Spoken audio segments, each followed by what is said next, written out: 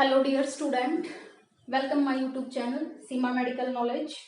आज का जो हमारा टॉपिक है वो सेल है। तो सेल के बारे में हम डिटेल से जो है आज स्टडी करेंगे। कुछ जो पॉइंट है वो सेल के हमने कल भी किए थे। आज हम सेल को के जो सारे पार्ट हैं वो कम्प्लीटली जो है इस लेक्चर में डिस्कस करेंगे। कल मैंने आपको जो बताया था कि सेल जो है वो किसी भी ह्यूमन बॉडी की जो है स्ट्रक्चर एंड फंक्शनल यूनिट है, स्मॉलेस्ट। जो कॉमन क्वेश्चन जो एग्जाम में आता है बेसिक सा कि सेल क्या है। सेल जो है वो किसी भी ह्यूमन बॉडी की सबसे स्मॉलेस्ट यूनिट है, जिससे कि हमारी जो ह्यूमन बॉडी है वो उसका डेवलपमेंट हुआ है। उसके बाद है जो है study of cell is known as cytology. तो हम जो है सेल के जो पार्ट हैं वो डिस्कस कर रहे थे। सबसे पहले मैंने आपको बताया था कि सेल में जो है सबसे पहले जो इसकी आउटरमोस्ट लेयर होती है वो है सेल मेम्ब्रेन। ये मैंने छोटा सा जो डायग्राम है वो सेल का बनाया है। ये है सेल की जो है मेम्ब्रेन। सेल की जो मेम्ब्रेन है मैंने आपको बताया था कि ये जो मेम्ब्रेन है, जहां से क्वेश्चन है कि सेल की जो मेम्ब्रेन है वो किससे बनी हुई है। सेल की जो मेम्ब्रेन है वो बाइलेयर है फॉस्फोलिपिड की। फॉस्फोलिपिड की इसमें लिपिड है, प्रोटीन है एंड कार्बोहाइड्रेट है। प्रोटीन जो है वो सबसे ज्यादा है 55%।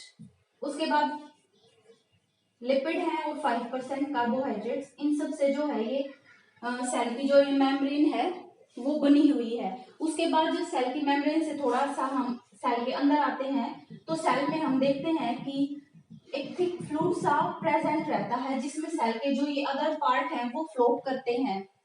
इसी फ्लूइड को जो है साइटोप्लाज्म बोलते हैं। इसी फ्लूइड को साइटोप्लाज्म बोलते हैं। उसके बाद है तीसरा पार्ट न्यूक्लियस। सेल का जो सबसे बड़ा पार्ट होता है वो है न्यूक्लियस, जो किसी भी सेल के सेंटर में प्रेजेंट रहता है। जरूरी नहीं है कि हर जो सेल है उसमें न्यूक्लियस जो है वो प्रेजेंट रहे। जैसे कुछ क्वेश्चन आता है कि मैच्योर आरबीसी में जो है वो न्यूक्लियस है या नहीं है। तो मैं आपको बता दूं, जो हमारी बॉडी की आरबीसी सेल है, मैच्योर आरबीसी और प्लेटलेट सेल हैं, उनमें जो है न्यूक्लियस प्रेजेंट नहीं होता है। उसके बाद न्यूक्लियस जो है, न्यूक्लियस में भी अपना एक फ्लूइड जो है वो प्रेजेंट रहता है, जिसको न्यूक्लियोप्लाज्म बोलते हैं। जो सेल के अंदर जो फ्लूइड प्रेजेंट रहता है उसको साइटोप्लाज्म बोलते हैं, और न्यूक्लियस के अंदर जो फ्लूइड प्रेजेंट रहता है उसको न्यूक्लियोप्लाज्म बोलते हैं। इसी न्यूक्लियस में, इसी न्यूक्लियोप्लाज्म में जो है डीएनए जो है वो प्रेजेंट रहता है। डीएनए जो है, इसी डीएनए में जो है हमारी जो जेनेटिक इंफॉर्मेशन है वो स्टोर रहती हैं। अब हम थोड़ा डीएनए के बारे में डिस्कस कर लेते हैं कि डीएनए जो है, डीएनए में क्वेश्चन आता है कि कौन सी शुगर जो है डीएनए में प्रेजेंट रहती है। डीएनए जैसे नाम से ही डिनोट है, डीऑक्सीराइबोज जो है इसमें शुगर जो है वो प्रेजेंट है। उसके बाद आरएनए में, डीएनए और आरएनए में, डीएनए में डीऑक्सीराइबोज है और आरएनए में जो है राइबोज शुगर जो है वो प्रेजेंट है। डीएनए जो है एक डबल हेलिकल स्ट्रक्चर है, जबकि आरएनए जो है एक सिंगल स्ट्रक्चर है। उसके बाद आरएनए और डीएनए में एक क्वेश्चन जो मोस्टली जो यहाँ से जो एग्जामिनर उठाता है कि डीएनए और आरएनए में दोनों में ही नाइट्रोजन बेस प्यूरिन और पायरिमिडीन होते हैं, लेकिन प्यूरिन और पायरिमिडीन, प्यूरिन में जो एडेनिन और ग्वानिन है वो दोनों में सेम है, बट जो डीएनए और आरएनए में पायरिमिडीन बेस है उनमें डिफरेंस है, क्योंकि जो थायमिन और साइटोसिन डीएनए में प्रेजेंट है पायरिमिडीन में, बट इन आरएनए में थायमिन की जगह जो है यूरासिल प्रेजेंट होता है। और एग्जामिनर जो है वो यहीं से क्वेश्चन उठाता है कि डीएनए में थायमिन होता है तो आरएनए में थायमिन की जगह कौन सा ग्रुप जो है वो प्रेजेंट रहता है, तो उसमें होता है यूरासिल। ये क्वेश्चन जो है हमारा फार्मासिस्ट का जो हरियाणा का एग्जाम हुआ था उसमें तो जो कॉमन क्वेश्चन आता है कि डीएनए में जो है थायमिन प्रेजेंट रहता है तो आरएनए में थायमिन की जगह क्या होता है, तो यूरासिल जो है वो प्रेजेंट रहता है। ये डीएनए और आरएनए के बारे में है। एक बात मैं आपको बता दूं, आरएनए से ही जो है प्रोटीन का सिंथेसिस होता है स्टेप बाय स्टेप। डीएनए से जो है यहाँ से जो इंफॉर्मेशंस है वो साइटोप्लाज्म में जाती हैं। आरएनए जो है वो 3 टाइप का होता है, mRNA, उसके बाद है tRNA और सबसे लास्ट है जो वो rRNA। मैं आपको बता दूं, डीएनए से जो है इंफॉर्मेशंस जो है साइटोप्लाज्म में जाती हैं, जो कि mRNA इनको ट्रांसफर करता है। mRNA का ये काम है कि यहाँ से जो जेनेटिक इंफॉर्मेशंस है वो साइटोप्लाज्म में लेके जाना। टीआरएनए का काम है कि ये जो इंफॉर्मेशंस हैं उनका डिकोड करना, वो टीआरएनए का काम है। और आरआरएनए का काम है ये इंफॉर्मेशन जो है ये राइबोसोम्स के पास लेके जाना और प्रोटीन का सिंथेसिस करना। राइबोसोम जो है वो भी एक सेल का जो है एक पार्ट है जिसको प्रोटीन फैक्ट्री बोलते हैं, जहां पे प्रोटीन का जो है सिंथेसिस होता है। यहाँ से एक जो कॉमन क्वेश्चन है वो ये भी आता है कि डीएनए का कन्वर्ट होना डीएनए में, इस प्रोसेस को क्या बोलते हैं? डीएनए का जो डीएनए में कन्वर्ट होना उसको उस प्रोसेस को बोलते हैं रेप्लिकेशन। और डीएनए का एमआरएनए में कन्वर्ट होना इस प्रोसेस को बोलते हैं ट्रांसक्रिप्शन। और एमआरएनए का कन्वर्ट होना आरआरएनए में और प्रोटीन का जो है सिंथेसिस होना। एमआरएनए का कन्वर्ट होना आरआरएनए में, इस प्रोसेस को बोलते हैं ट्रांसलेशन। और उसके बाद जो है प्रोटीन का जो है सिंथेसिस राइबोसोम में होता है।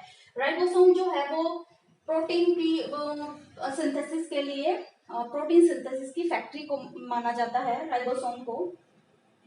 उसके बाद मैंने ये आपको डीएनए और आरएनए के बारे में जो है बताया है। उसके बाद इसका एक और पार्ट है एंडोप्लाज्मिक रेटिकुलम।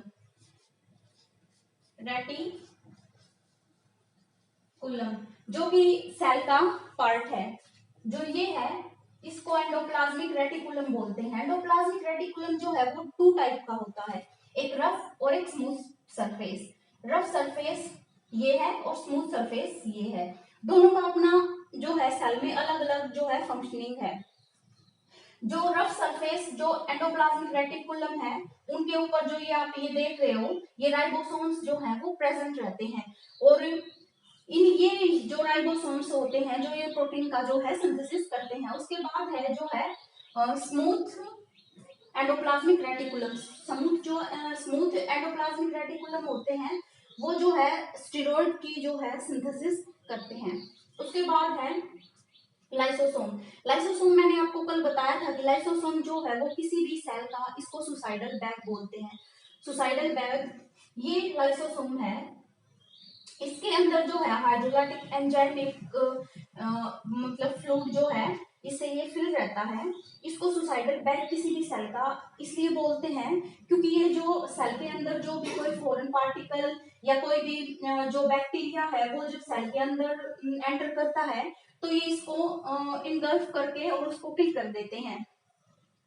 इसके अंदर जो ये हाइड्रोलाइटिक एंजाइम फ्लूइड जो प्रेजेंट रहता है, अगर ये लाइसोसोम जो है किसी भी सेल के अंदर अगर फट जाए तो इसके अंदर ये एंजाइम है ये सारे जो पार्ट को भी किल कर देता है। इसलिए इसको जो है सुसाइडल बैग भी किसी सेल का बोलते हैं। उसके बाद माइटोकॉन्ड्रिया जो है, मैंने किसी भी सेल में बहुत सारे जो माइटोकॉन्ड्रिया वो प्रेजेंट रहते हैं। मैंने आपको बताया था कि माइटोकॉन्ड्रिया किसी भी सेल का जो है वो पावर हाउस होता है। ये जो है एटीपी की प्रोडक्शन करता है। यहाँ से क्वेश्चन माइटोकॉन्ड्रिया से जो कॉमनली आता है कि जो माइटोकॉन्ड्रिया है वो एटीपी की जो प्रोडक्शन है वो किस प्रोसेस से करता है, तो ऑक्सीडेटिव फॉस्फोराइलेशन प्रोसेस से। ऑक्सीडेटिव फॉस्फोराइलेशन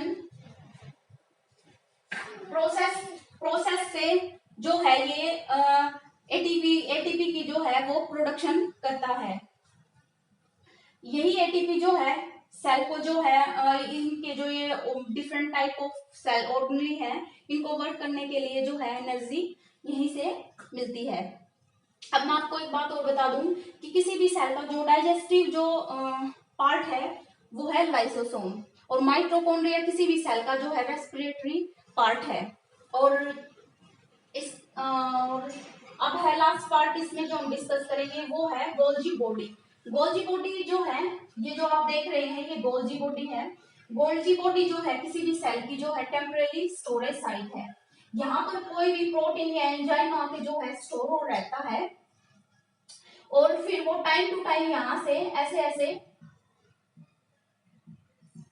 टूट कर और पूरे सेल में जो है वो सर्कुलेट करता है। तो गोल्जी बॉडी किसी भी सेल का जो है वो टेम्परेरी उसकी स्टोरेज साइट है। तो ये मैंने आपको सेल के बारे में बताया है। यहाँ हमारा जो सेल का जो टॉपिक है वो कंप्लीट होता है। कल मिलते हैं एक नए चैप्टर के साथ। आज के लिए बस इतना ही। जय हिंद।